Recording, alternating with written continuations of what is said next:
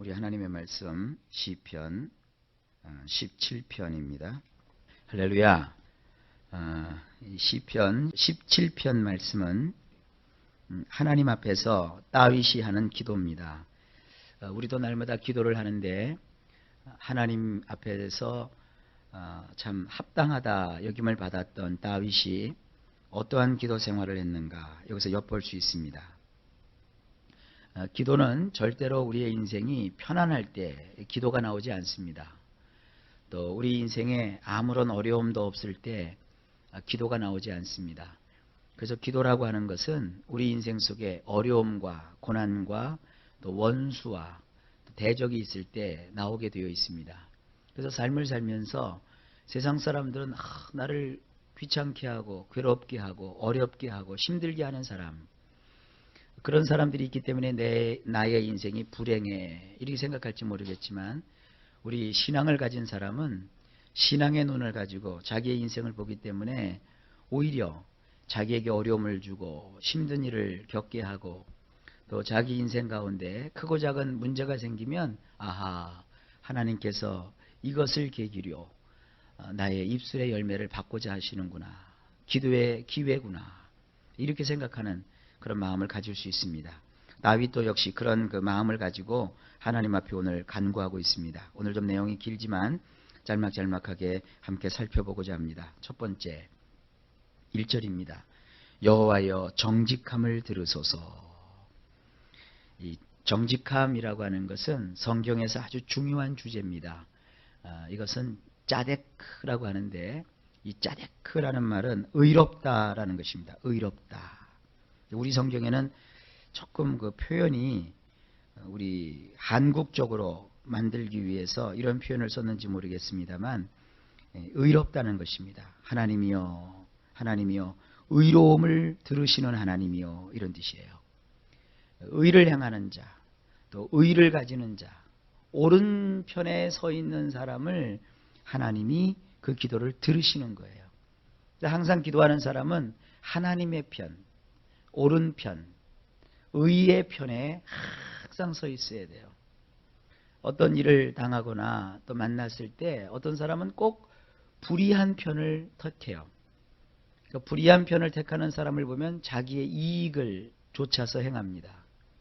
그러나 아무리 내가 힘들고 어렵고 또 그로 인해서 곤란을 겪는다 할지라도 옳은 편에 선다면 하나님은 그와 함께 하여 주시는 것입니다. 일평생 여러분 오른편에 서려고 노력을 하세요. 그게 기도하는 사람의 자세입니다. 그래서 하나님 앞에 그렇게 말합니다. 나의 부르짖음에 주의하시옵소서. 그래서 이 부르짖음이라고 하는 것은 말이죠, 원문으로 보면 재미난 표현이에요. 뭐냐 하면 배를 울리라, 이런 뜻이에요. 배를 울리다. 그러니까 하나님을 향해서 이 종을 울리듯이 막 또 전화벨을 울림처럼 때리링 때리링 하는 거예요. 나의 부르짖음에 하나님 주의하여 주십시오. 귀를 기울여 주십시오. 주의하여 주십시오. 그리고 거짓되지 않은 입술에서 나오는 내 기도에 귀를 기울여 주십시오. 그래서 자기는 그 마음에 하나님 앞에서 거짓이 아닌 진리 가운데 서 있어서 그 진실한 마음에서 하나님을 향하여 말씀을 아뢰을 때 하나님이 그 기도를 들어주십시오 하고 다윗이 하나님 앞에 서 있습니다. 본격적으로 그의 기도가 나오죠. 2절에 나의 판단을 주 앞에서 내시며. 우리가 인생을 살아가다 보면 여러 가지 결정해야 될 때가 있어요.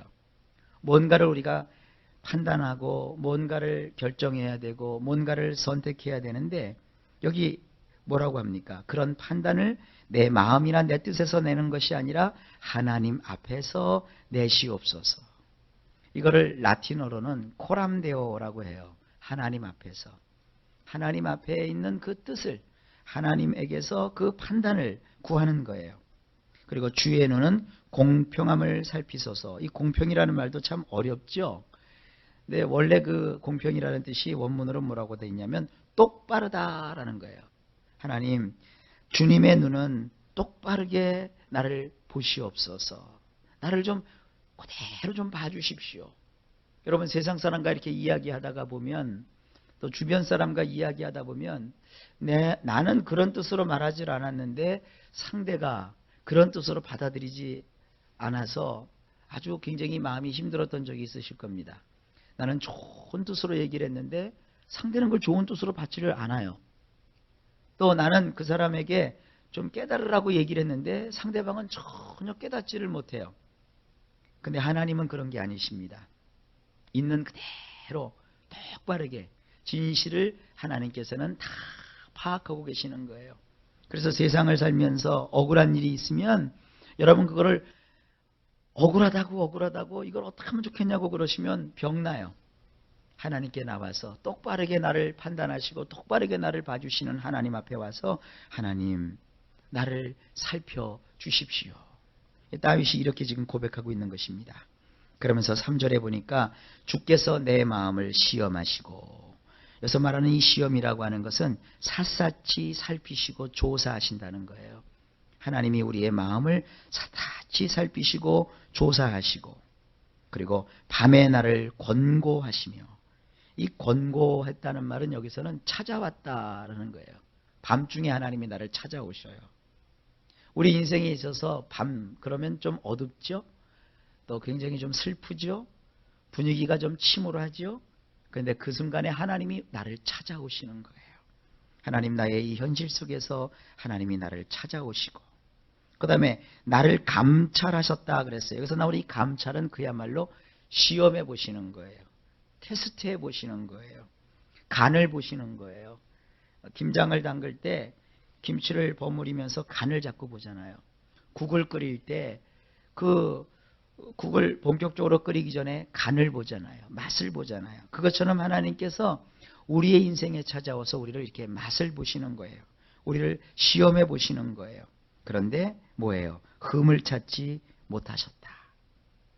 흠을 찾지 못하셨다는 것은 내가 그만큼 깨끗하다는 뜻이기도 하겠지만 더 중요한 것은 흠을 찾지 않으시는 거예요. 여러분, 이 세상에 털어서 먼지 안 나는 사람이 어디 있겠습니까? 근데 하나님이 우리를 찾아오셔서 흠을 찾고 막 꼬투리를 잡으시는 그런 분이 아니시라는 거예요. 흠을 찾지 않으시는 하나님이에요. 그래서 그가 결심하고 입으로 하나님 앞에 범죄치 아니하리이다 그랬어요. 그래서 이 결심이라고 하는 것은 그의 인생의 목적을 뜻해요.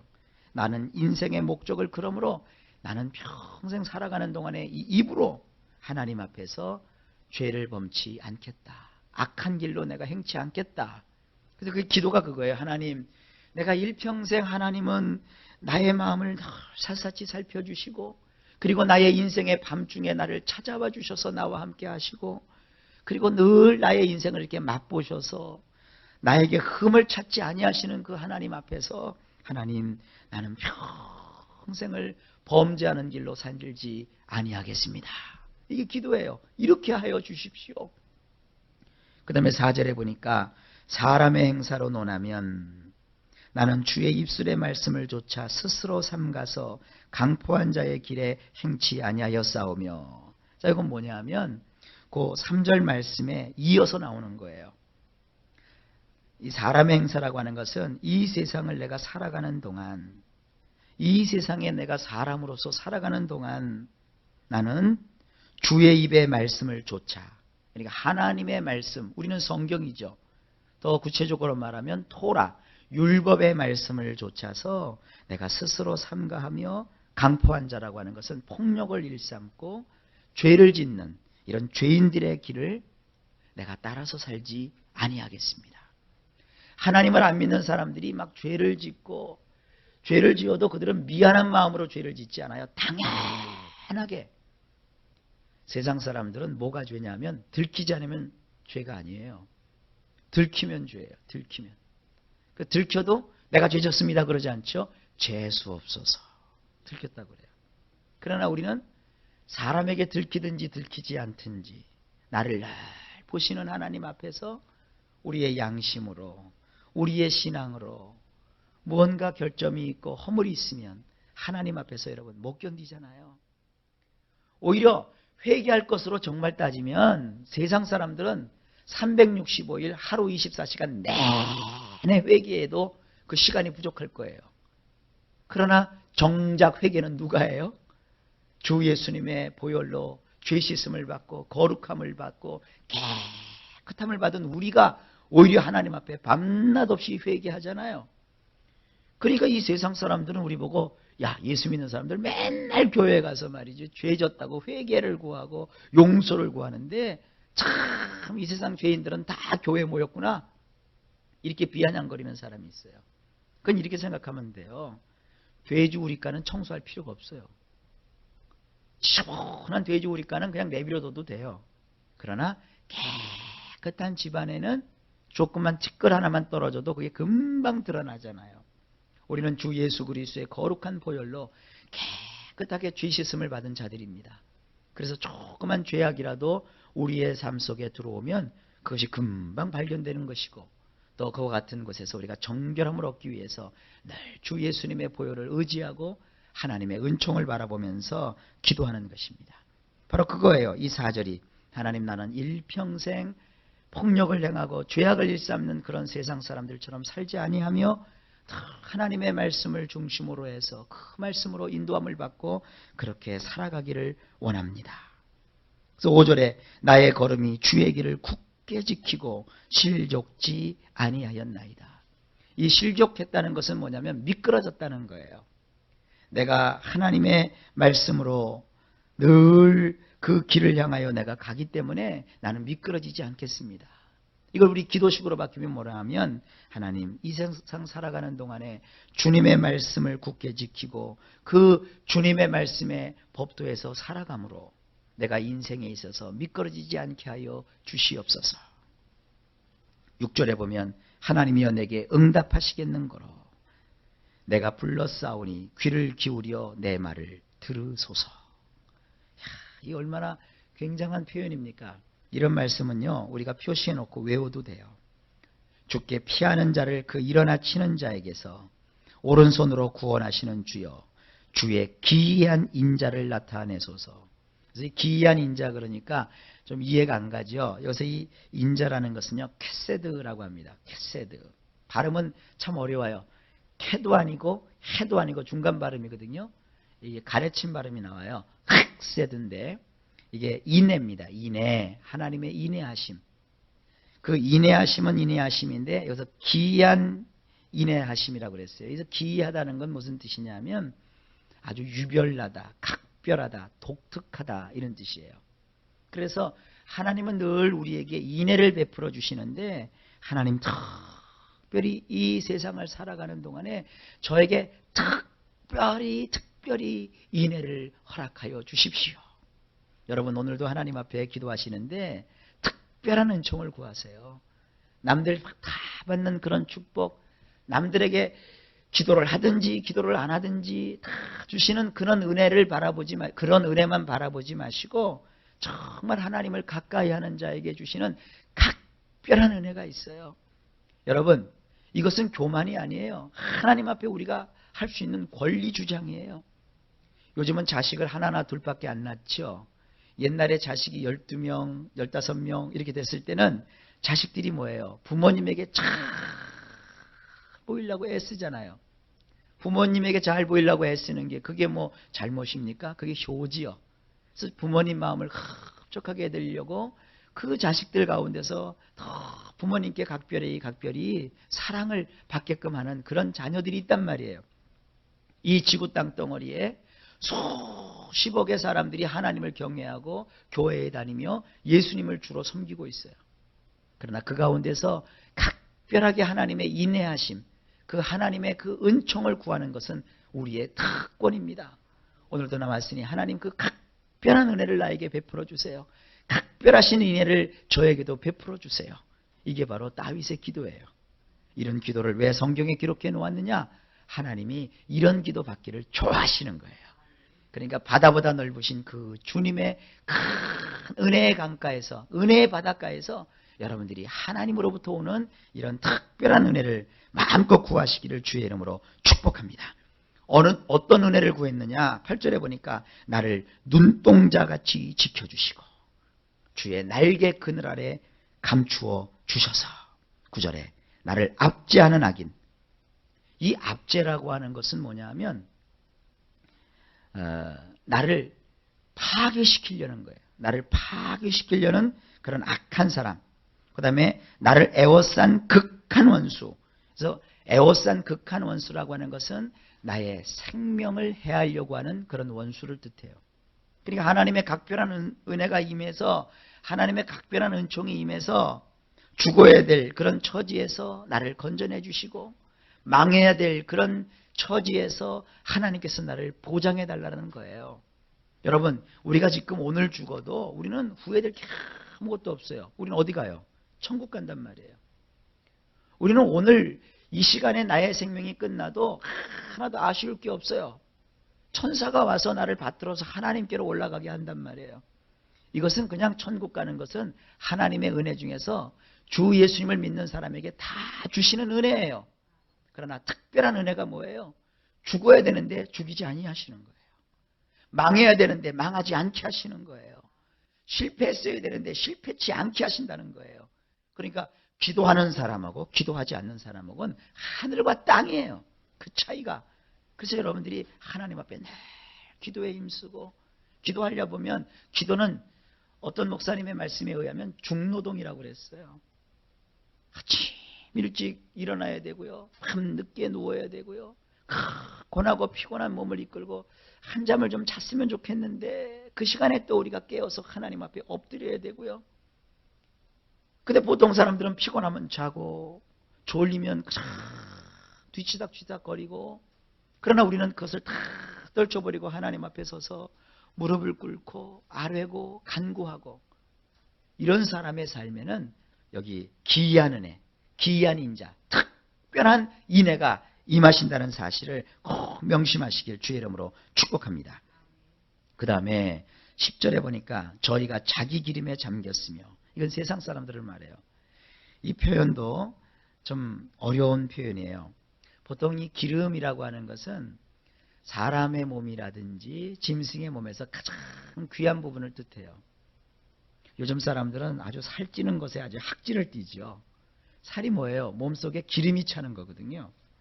그래서 그것이 건강에 해롭고 나쁘다고 해서 굉장히 지금 기름 그러면 별로 안 좋은데, 구약적 의미에서는 말이죠, 사람들의 소원이 살쪄보는 거예요. 그리고 짐승을 하나님께 바칠 때도 짐승 가운데서 그 짐승에서 나오는 그 기름, 그것이 가장 고귀하고 값진 것이었어요. 그래서 이 기름이라고 하는 것은 그 사람의 생명, 그 사람의 인생, 그 사람의 마음, 이런 것을 다 뜻하는 아주 좋은 얘기입니다. 그런데 세상 사람들은 자기의 기름에 잠겨버렸어요. 자기밖에 모르는 거예요.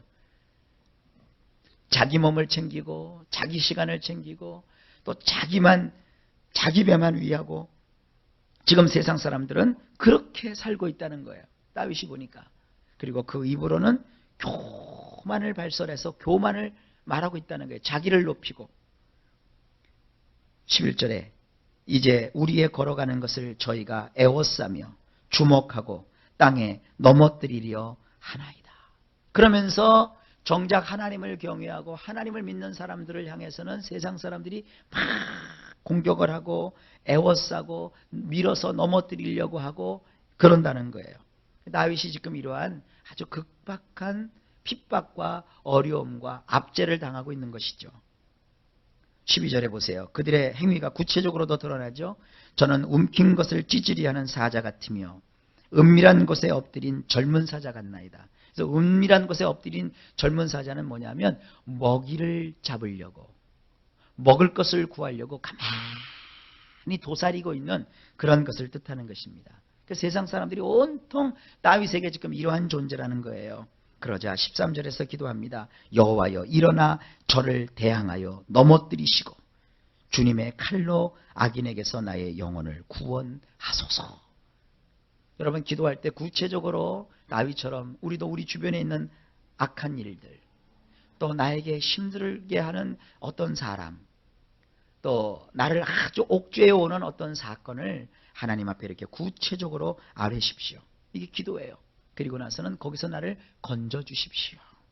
왜? 하나님의 기이한 인애 때문에, 나를 특별히 돌보아 주시는 하나님의 사랑 때문에 우리가 이런 기도를 할 수 있는 것입니다. 14절에 보세요. 여호와여 금생에서 이 세상에서 그 사람들의 분깃을 받은 세상 사람들에게서 나를 주의 손으로 구하소서. 그는 여기 중요해요. 주의 제물로 배를 채우심을 입고.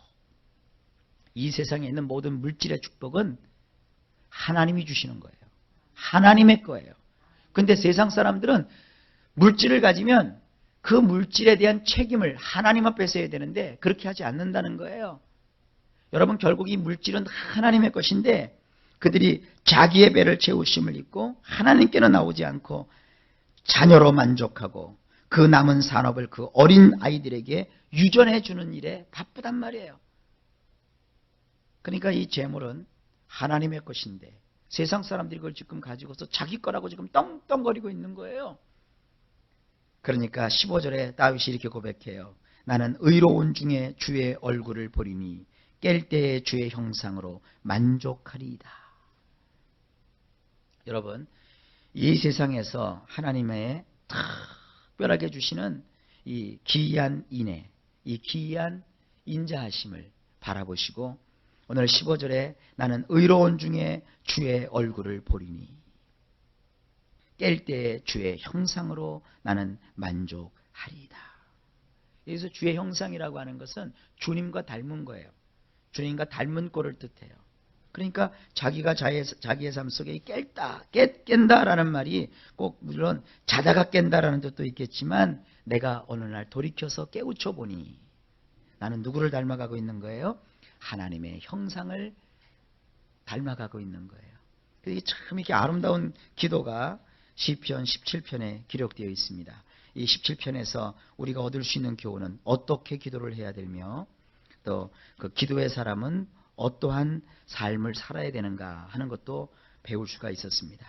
오늘 하루도 여러분 하나님 앞에 주의 기이한 인자, 특별하신 인애를 구하시기를 바랍니다.